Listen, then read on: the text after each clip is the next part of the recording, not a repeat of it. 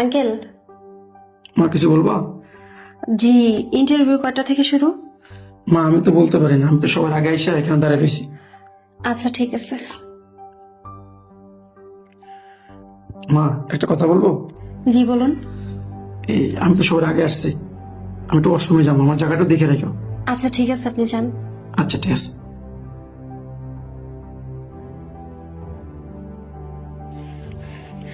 কি ব্যাপার, কিছু তো বুঝলাম না। ইন্টারভিউ এখনো শুরু হয় না কেন? ভিতরে কি করতেছে? এই যে আপু, হ্যাঁ বলেন। আপনি তো পিছনে ছিলেন আমার। তো কি হয়েছে? কি হয়েছে মানে, এখানে তো একজন মুরব্বী আঙ্কেল ছিলেন, উনি ওয়াশরুমে গেছে। ওয়াশরুম থেকে এসে তো এখানেই দাঁড়াবে, আপনি পিছনে যান। পিছনে যাইতে হবে কেন? এখনো তো ইন্টারভিউ শুরুই হয় নাই, তো আমি পিছনে দিয়ে কি করব? আপনি এইভাবে কথা বলছেন কেন? আপনি যেখানে দাঁড়িয়েছিলেন ওইখানে দাঁড়ান। শোনেন, এত কিছু আপনার চিন্তা করা লাগবে না। আপনি দাঁড়িয়ে আছেন না, চুপ করে দাঁড়িয়ে থাকেন, একটা কথা বলবেন না। ইন্টারভিউ এখনো শুরুই হয়নি, আবার বড় বড় কথা বলতেছে। দেরি হয়ে গেল। হ্যাঁ ঠিকই বলছেন। এইটা কি সিরিয়াল? জি এটাই সিরিয়াল। আসো।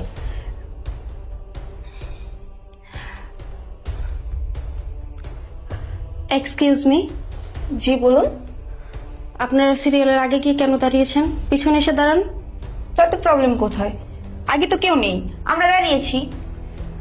আমরা 1 ঘন্টা যাবত এসে দাঁড়িয়ে আছি, আপনারা আমাদের পরে এসেছেন, তো পিছনে দাঁড়াবেন না? এই, আপনি এত কথা বলছেন কেন? সামনে জায়গা খালি হয়েছে, দাঁড়াইছি, আপনি চুপ করে দাঁড়িয়ে থাকেন। এই, আপনাদের কি সমস্যা? হ্যাঁ, আপনারা দুইজন আমার সামনে কেন দাঁড়াইছেন? আমি সকাল থেকে এখানে সিরিয়াল দিয়ে দাঁড়িয়ে আছি, আর আপনারা আমার সামনে দাঁড়াইছেন। যার পিছনে দাঁড়ান। এই, আপনার সমস্যা কোথায় বুঝলাম না। আমরা সামনে এসে দাঁড়াইছি, এখানে কি আপনার নাম লেখা আছে যে আমরা দাঁড়াতে পারবো না? আজব বিষয়। আপনাদের মধ্যে কি ম্যানার্স বলতে কিছু নেই? আপনি না একটু বেশি কথা বলেন, একটু কম কথা বলতে পারেন না? চুপচাপ দাঁড়িয়ে থাকেন নিজের জায়গায়। বেশি কথা আমি বলছি না। সিরিয়ালে সবার আগে একজন মুরব্বী আঙ্কেল দাঁড়িয়েছিলেন, তারপর আমি দাঁড়িয়েছি, আর উনি আমার পিছনে দাঁড়িয়েছিলেন। ওই আঙ্কেল ওয়াশরুমে যাওয়ার পর উনি আমার পেছন থেকে গিয়ে ওই আঙ্কেলের জায়গায় দাঁড়িয়েছেন সামনে, আর আপনারা দুজন এসে সবার সামনে দাঁড়িয়েছেন। এগুলো কি ধরনের ব্যবহার? এই, আপনি কি চুপ করে থাকবেন নাকি কথা বলতে থাকবেন? হ্যাঁ, চুপ থাকেন। আপনি ঠিকই বলছেন, এইভাবে অতিরিক্ত কথা বলে। আর কতক্ষণ লাগবে? ডাকে না কেন?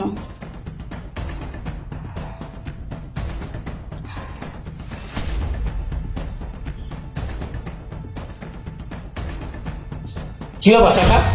আপনি সামনে দাঁড়াবেন কেন? আপনি কি চোখ নাই নাকি চোখে দেখেন না? কোনটা? চোখে দেখবি কেমনি? বয়স তো কম হয় নাই। বাবা আমি সামনে ছিলাম, আমি একটু ওয়াশরুমে গেছিলাম।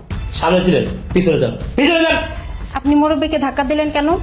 উনি তো ঠিক কথাই বলছে, উনি তো সবার আগেই ছিলেন, আপনারা পরে এসে আগে গিয়ে দাঁড়িয়েছেন। কি ব্যাপার? আপনি এত কথা বলেন কেন? হ্যাঁ, আপনি এত কথা কথা বলছি, আপনি চুপচাপ আপনার জায়গায় দাঁড়িয়ে থাকেন। এই, আপনি এখন এখানে কেন দাঁড়িয়ে আছেন? হ্যাঁ, আর কেন আসছেন এখানে? বাবা আমি ইন্টারভিউ দিতে আইছি। কি বলে ইন্টারভিউ দিতে আসছে? ইন্টারভিউ দিতে আসছে এই অবস্থায়? সে এখনো নিজের কোচি ভাবতেছে। নিজের বয়সটা একবার দেখছেন আপনি? চুল পেকে গেছে, দাড়ি পেকে গেছে, চোখে দেখেন না? এই অবস্থায় আসছে কিনা উনি ইন্টারভিউ দিতে। হাসাইলেন। আপনি ইন্টারভিউ দিতে আইছেন?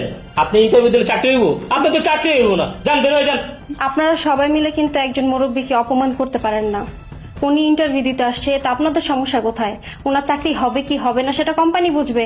তাছাড়া আপনারা শুরু থেকে এসেই কিন্তু ডিসিপ্লিন নষ্ট করছেন। ও আচ্ছা, তাই নাকি? তা আপনি এত ডিসিপ্লিন বুঝেন তো চুপচাপ আপনার ডিসিপ্লিন মাইনা দাঁড়ায় থাকেন না, এত কথা বলেন কেন?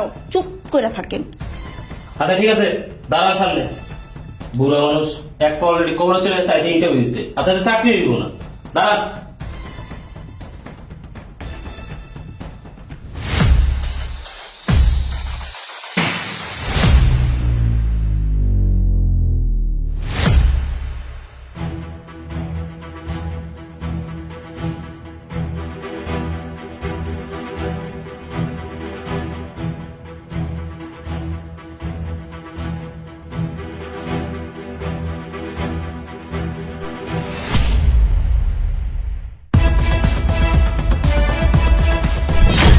কি ব্যাপার? আমার পকেটে 2 লাখ টাকা ছিল, 2 লাখ টাকা কোথায় গেল? আপনার কিছু মনে করেন না, আমার পকেটে 2 লাখ টাকা ছিল, আপনারা দেখছেন? আরে কি বলছেন? আমরা কিভাবে দেখবো? আমরা কোনো টাকা দেখিনি। আপনি দেখেন না, কিন্তু আমার পকেটে 2 লাখ টাকা ছিল। টাকাটা কোথায় গেল? মা, অবশ্যই তুমি তো মনে হয় দেখছিলা, আমি যখন এখানে দাঁড়াইছিলাম আমার পকেটে 2 লাখ টাকা ছিল। হ্যাঁ আঙ্কেল, আমি দেখেছিলাম আপনার পকেটের টাকা অর্ধেক বের হয়েছিল। আমরা কেউ দেখি নাই, আর আপনি পিছনে দাঁড়া দেখে হচ্ছেন নাকি? তাই আপনারা কেউ দেখছেন? না না, আমরা তো কেউ দেখি নাই। দেখুন, আমি মিথ্যে কথা বলছি না, আমি ওনার পকেটে 2 লাখ টাকা দেখেছি। আর কিছুক্ষণ আগে তো আপনাদের হাতেও 2 লাখ টাকা দেখলাম। বুঝছেন, আপনি একটু বেশি দেখেন। এত কথা কেন বলেন আপনি? হ্যাঁ, আমাদের কাছে টাকা থাকতে পারে না? আমরা কি গরিব নাকি, ছোট লোক নাকি যে আমাদের কাছে টাকা থাকবে না? আর ওনার কাছে এত টাকা কোথেকে আসবে? ওনার কাছে যদি এত টাকাই থাকতো তাহলে উনি কেন ইন্টারভিউ দিতে আসছে?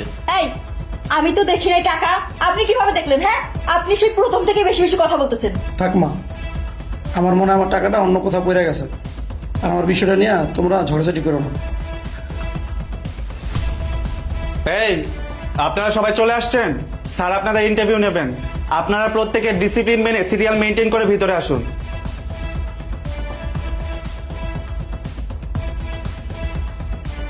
আঙ্কেল আপনি যান।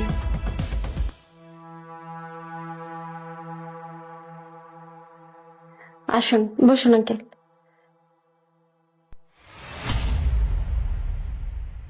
এই লোকটা ডাক্তার এখানে ফালাই দিয়ে এলাম, আপনার সাথে করে নিয়ে এসেছেন। ওনার চাকরি হইব? চাকরিটা কি আপনি দিবেন? আপনি এত কথা বলছেন কেন? আপনি এখানে ইন্টারভিউ দিতে আসছেন, আমিও এখানে ইন্টারভিউ দিতে আসছি, আর উনিও এখানে ইন্টারভিউ দিতে আসছে। উনি সিলেক্টেড হলে হবে, না হলে নেই। আপনার তাতে সমস্যা কি? আপনি এত কথা বলছেন কেন? দেখা যাক কার চাকরিটা সিলেক্টেড হয়। আমরা ইয়াং জেনারেশনের ছেলে মেয়ে, আমরা এত জায়গায় চাকরির ইন্টারভিউ দিচ্ছি, আমাদের চাকরি হচ্ছে না, আর ওনার মতো বয়স্ক লোকের নাকি চাকরি হবে। আপনাদের এখানে আবু বকর সিদ্দিকার নাম? জি আমি। ও আচ্ছা, আপনি আপনি আগে আসুন, স্যার আপনার ইন্টারভিউ নেবেন। আমরা আগে আসলাম, আর ওই বৃদ্ধ লোকটাকে আগে ডাকলো। আপনি ঠিকই বলছেন। এখন যদি বৃদ্ধ লোকটার চাকরি হয়ে যায় তাহলে আমাদের কি হবে? এই সব কিছু হয়েছে শুধুমাত্র ওনার জন্য। উনি যদি ওই লোকটাকে ভেতর থেকে না এনে এখানে বসাইতো তাহলে ওনাকে ডাকতো না। শুনুন, স্যার আপনাদের সবার ইন্টারভিউ একসাথে নেবেন। আপনারা সবাই একসাথে ভেতরে আসুন।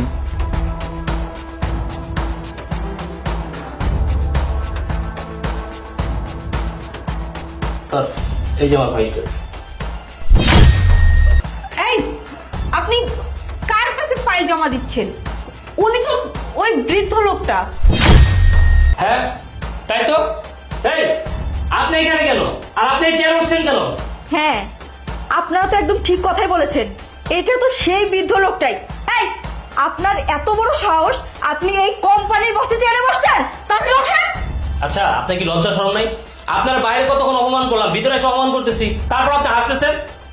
এই, আপনারা সবাই চুপ করুন না। আমরা ভুল করছি না তো? আমার তো মনে হচ্ছে উনি এই কোম্পানির বস।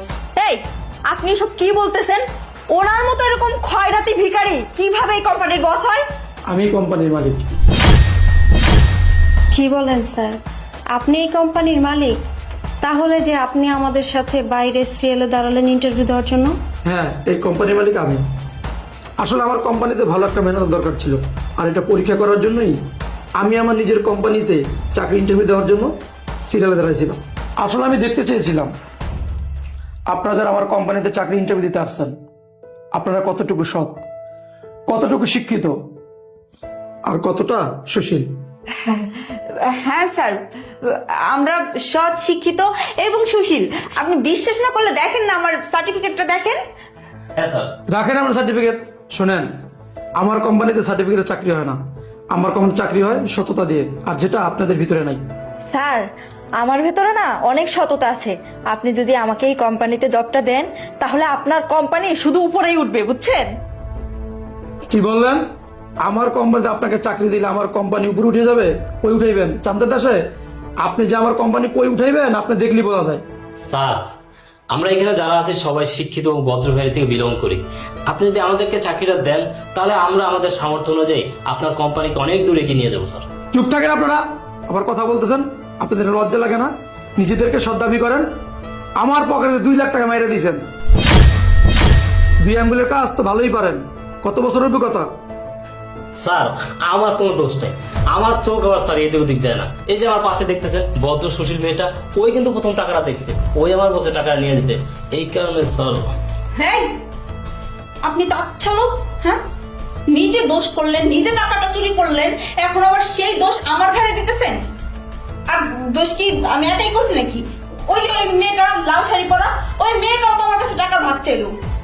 এই আপনার থামুন সবাই, চিল্লাচিল্লি করবেন না। ভদ্র মানুষের মতন আমার টাকাগুলো রেখে আমার অফিস থেকে আপনার বের হয়ে যান।